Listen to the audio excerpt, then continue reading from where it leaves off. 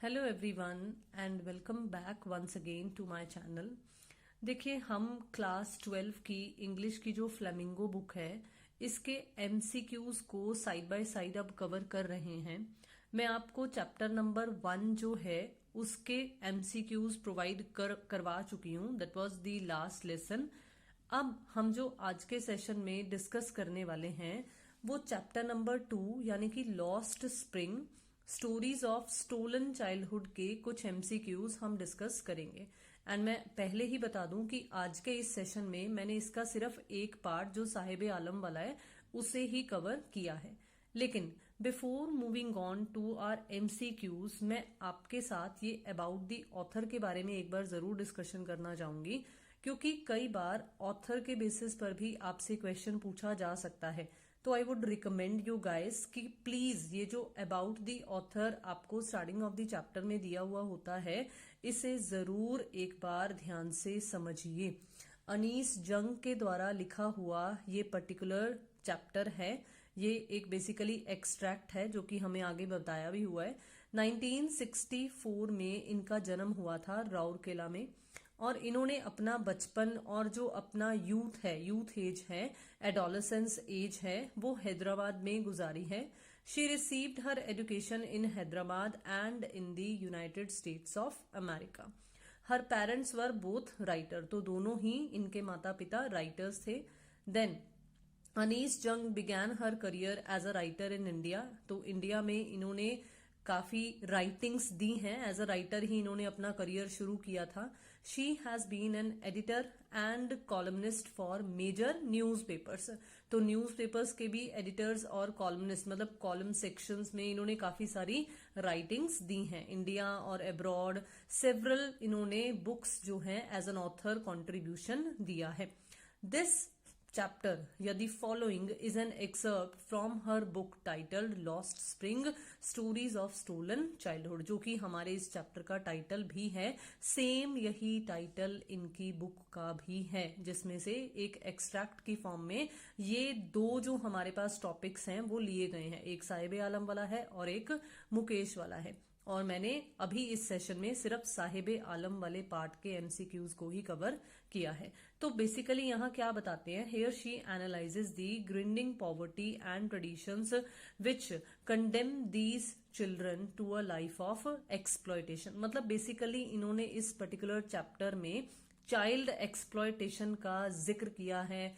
Child exploitation का बहिष्कार कर रही हैं ये कि नहीं होना चाहिए, उन्हें भी उनका बचपन एंजॉय करने के लिए मिलना चाहिए। तो चलिए अब जल्दी से देखते हैं कि हमारे पास फर्स्ट पार्ट से रिलेटेड, साहिब आलम से रिलेटेड क्या इंपॉर्टेंट एमसीक्यूज हैं। So question number 1, who is Sahib Alam? Sahib Alam कौन है? स्टूडेंट है, रैग पिकर है, डॉक्टर है या राइटर है? तो हमें पता है कि he is a rag picker. तो साहिब आलम, एक और चीज मैंने कोशिश की है ताकि नंबर ऑफ क्वेश्चंस कम बन सकें, तो मैं साइड बाय साइड ही आपको बताती जाऊंगी। लाइक आपसे ये भी पूछा जा सकता है कि साहिब का फुल नेम क्या था, तो आपको मैंने यहां पर ही बता दिया कि उसका पूरा नाम साहिब आलम था। Next question, from where did Sahib come? कहां से आए थे? चाहे साहिब कम आ जाए, चाहे साहिब्स फैमिली कम आ जाए, कि वो कहां से आए थे, तो वो धमाका से, जोरहट से, ढाका से या बिहार से? तो हमें पता है, हमने चैप्टर अगर पढ़ा है तो हमें पता होना चाहिए कि ये ढाका से आए थे, तो इसलिए करेक्ट ऑप्शन जो होगा वो ऑप्शन नंबर सी रहेगा। Then question number 3, Why did Saheb and his family come to India living Bangladesh? अब देखो फिर से एक और अच्छी बात, अगर आपको ये जो ऊपर ऑप्शंस बता रखे हैं, अगर आपको इस तरह के ऑप्शंस की बजाय लिखा हुआ आ जाए कि वो जापान से आए थे या नेपाल से आए थे या बांग्लादेश से आए थे, तो आपको उस वक्त जो करेक्ट ऑप्शन है वो बांग्लादेश सिलेक्ट करना होगा, क्योंकि उस वक्त आपको ये स्पेसिफिक जगह ढाका नहीं बताया हुआ होगा।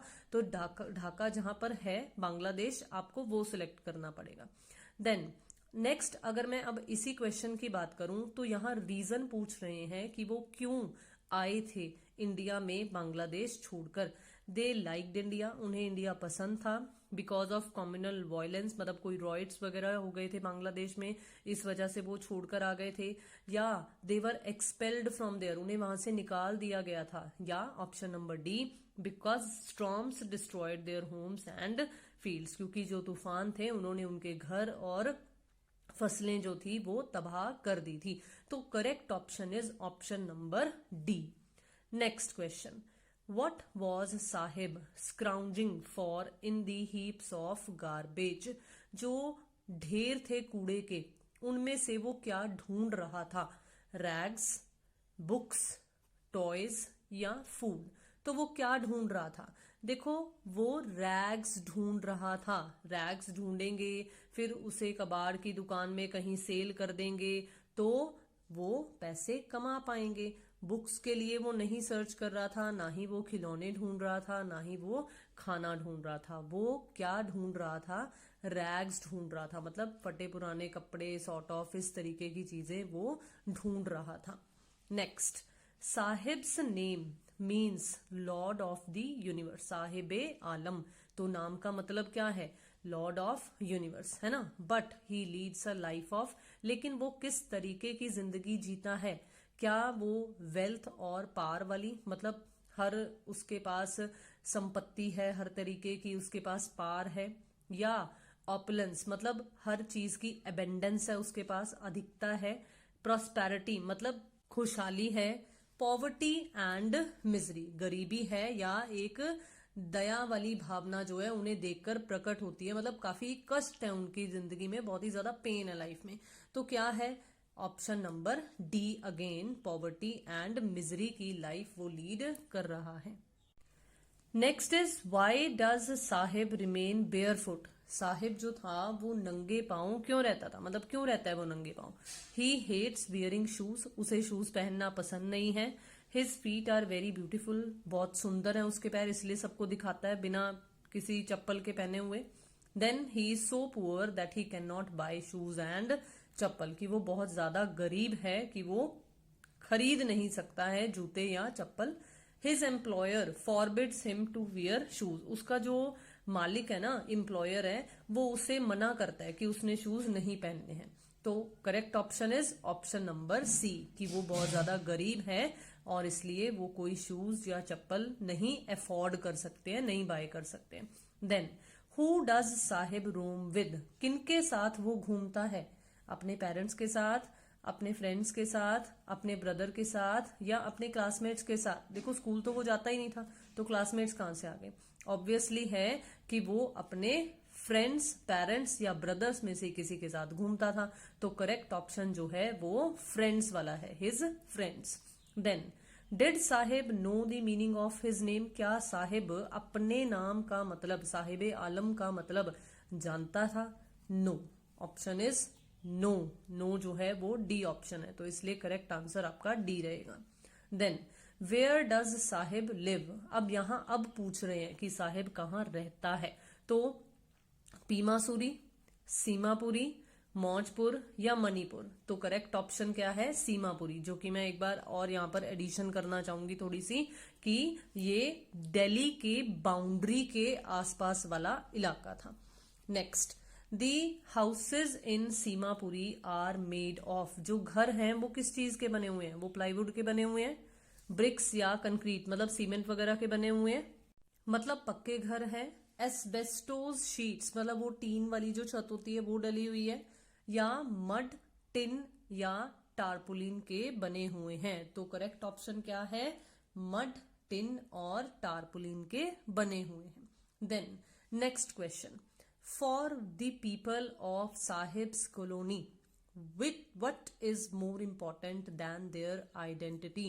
उनके खुद के वजूद से ज्यादा उनके लिए क्या इंपॉर्टेंट है? गोल्ड इंपॉर्टेंट है, फूड इंपॉर्टेंट है, सिल्वर इंपॉर्टेंट है, या कोट पहनना ज्यादा इंपॉर्टेंट है? तो करेक्ट ऑप्शन इज फूड। भर पेट खाना मिल जाए, बस 2 वक्त की रोटी मिल जाए, तो इसलिए फूड ज्यादा इंपॉर्टेंट है।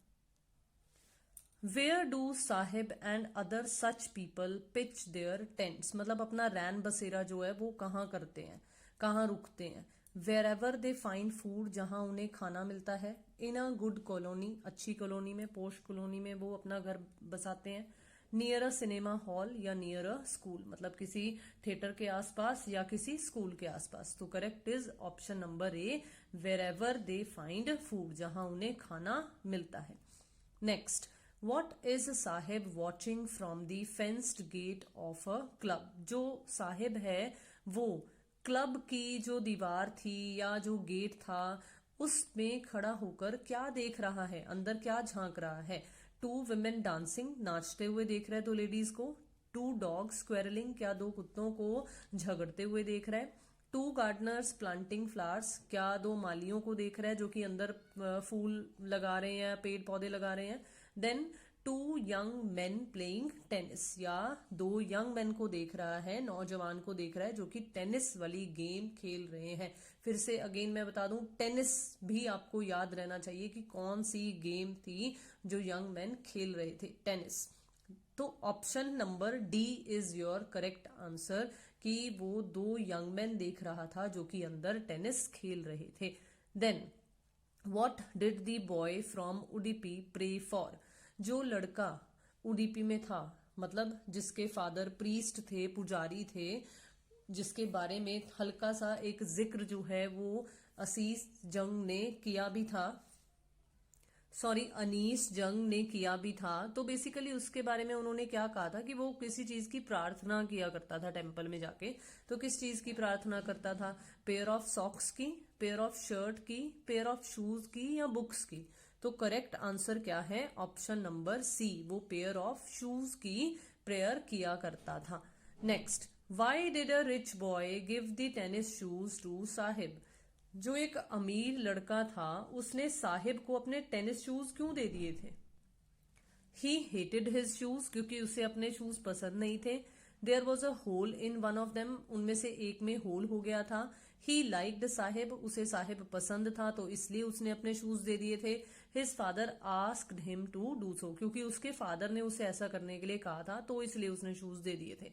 लेकिन according to our story correct option is option number B, there was a hole in one of them. मतलब वो एक तरीके से खराब थे, खराब हो चुके थे, होल हो चुका था उनमें से एक में, तो इसलिए उसने वो साहिब को दे दिए थे। Who sometimes finds a rupee even a 10 rupee note. कौन है जिसे 10 रुपए का या 1 रुपए का सिक्का, मतलब 10 रुपए का नोट, ये मिलता है गार्बेज में से? कौन था? साहिब, साहिब्स पेरेंट्स, राइटर, या मुकेश? तो ऑब्वियसली है कि वो साहिब था जिसे वो रुपी या 10 रुपी का नोट मिलता था।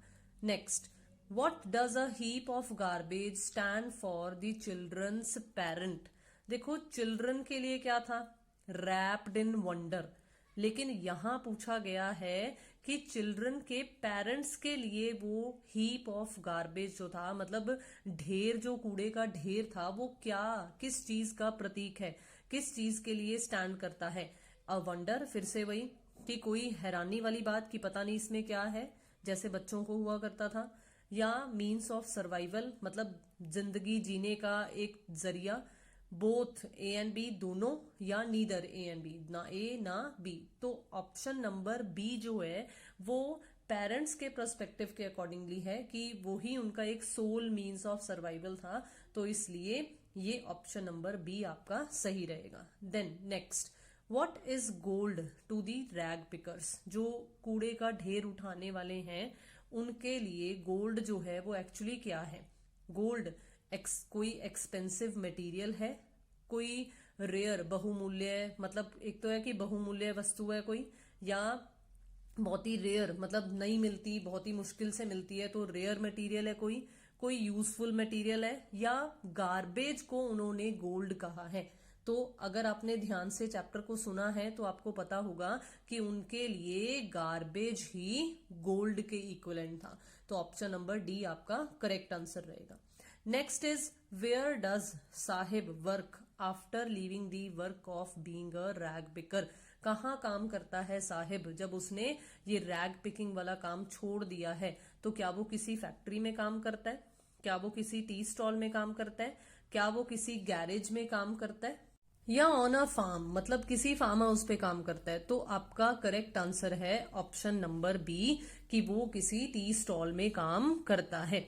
Next, working in a tea stall what did Sahib get in return. जब वो टी स्टॉल में काम कर रहा है तो उसे बदले में क्या मिलता है? 1000 rupees and all meals, 800 rupees only, 800 rupees and all meals, 800 rupees and 2 meals मतलब 2 वक्त का खाना मिलता है। तो उसे क्या मिलता था? Correct is option number C, उसे 800 रुपीज प्लस सारी की सारी मील्स भी मिलती थी।